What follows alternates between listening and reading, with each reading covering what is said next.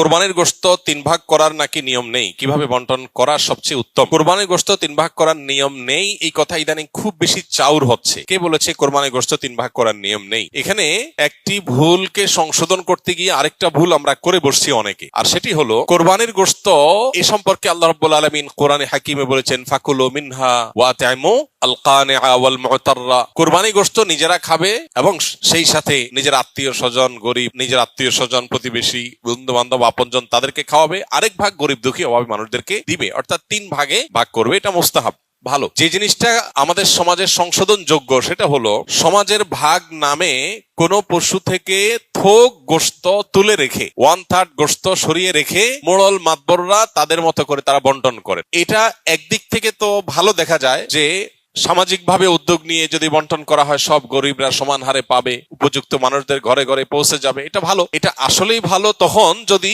শরিকদের কারোর কোনো আপত্তি না থাকে। সবাই যদি বলে হ্যাঁ ঠিক আছে, এটা খুব সুন্দর পদ্ধতি, আমাদের সবার কোনো দায় দাবি নাই, সবার তরফ থেকে একটা গরুতে 7 ভাগে কোরবানি দেওয়া যায়, 7 ভাগ থেকে বা যে কয় ভাগে আছে সবার তরফ থেকে টোটাল গোশতের 3 ভাগের 1 ভাগ রেখে এলাকাতে দায়িত্বশীল যারা আছেন, মুরব্বী যারা আছেন, গণ্যমান্য যারা আছেন তাদের অধীনে ওলামা একরাম, ইমাম সাহেবদের মাধ্যমে পুরো এলাকাতে গরিবদের মধ্যে বন্টন করো, আমাদের আপত্তি নেই। কারো যদি আপত্তি না থাকে কোনো অসুবিধা নেই, এটা ঠিক আছে। যেহেতু এই জাতীয় ক্ষেত্রে একজন মানুষ তার নিজস্ব কোনো আত্মীয় আছে, গরিব আছে দূরে, তাকে একটু বেশি করে দিবে বা তার মতো করে সে একটু বন্টন করবে, এই বিষয়গুলোর সুযোগ যেহেতু থাকে না ওই সমাজের ভাগ আলাদা করে তুলে ফেলার কারণে, এই জন্য এই বিষয়টা যদি কোন শরিকদের কারোর আপত্তি থাকে তাহলে এটা উচিত না, তাহলে সেক্ষেত্রে তার হক নষ্ট হবে। কারণ কারোর কোরবানি গোশত তিনি কি করবেন না করবেন, তাছাড়া 3 ভাগ করার যেহেতু ফরজ না, ওয়াজিব না, আবশ্যক না, অতএব আপনি জোর করে তার কাছ থেকে নিবেন না। এটা হলো মূল বিষয়। অতএব খোলাসা কথা হলো এই 3 ভাগের 1 ভাগ সমাজের ভাগ যেটা উত্তোলন করা হয়, এটা উত্তোলন করে যদি গরিবদেরকে পৌঁছানো হয়, আর যাদের